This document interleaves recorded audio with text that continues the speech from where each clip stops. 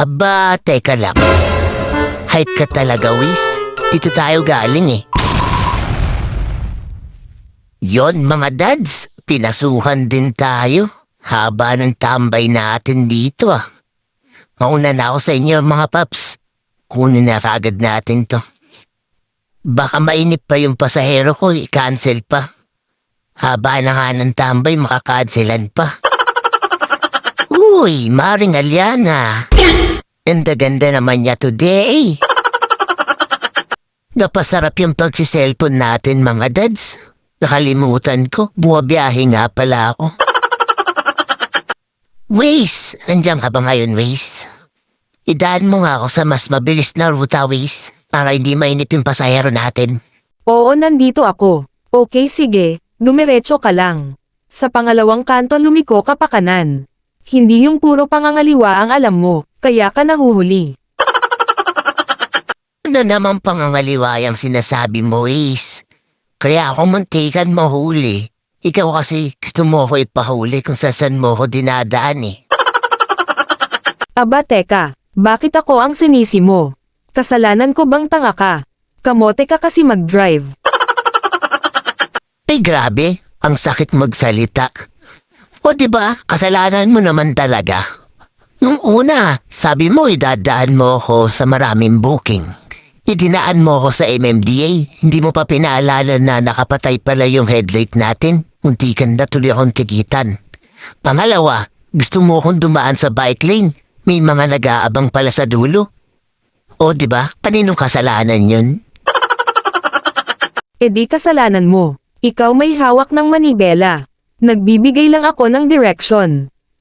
O sige na nga, kasalanan ko na kasalanan ko. Move on na tayo.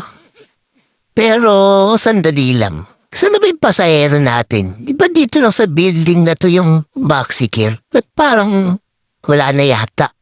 Ang ingay-ingay mo kasi. Dumiretso ka pa, sa unang kanto kumanan ka pa kaliwa. Diretso pa ba? Ang alam ko dito lang banda yun sa may Tokyo eh. Kung di sa building na ito, dito sa kabilang building. Saan na kaya banda yun? Alam ko dito lang yun eh. Pero teka lang, anong kumanang ka sa kaliwa? Pinagluloko mo na naman ako, Wiz eh. Ang sabi ko kumanan ka. Tapos kaliwa, tapos kanan uli. Hindi ka lang kamote, bingi ka pa.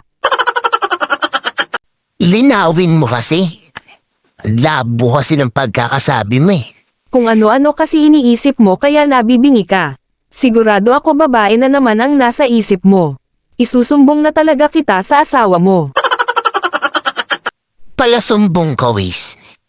Saka, anong babae ang sinasabi mo? Hindi ka sure, Wiz. Wala kang ebidensya.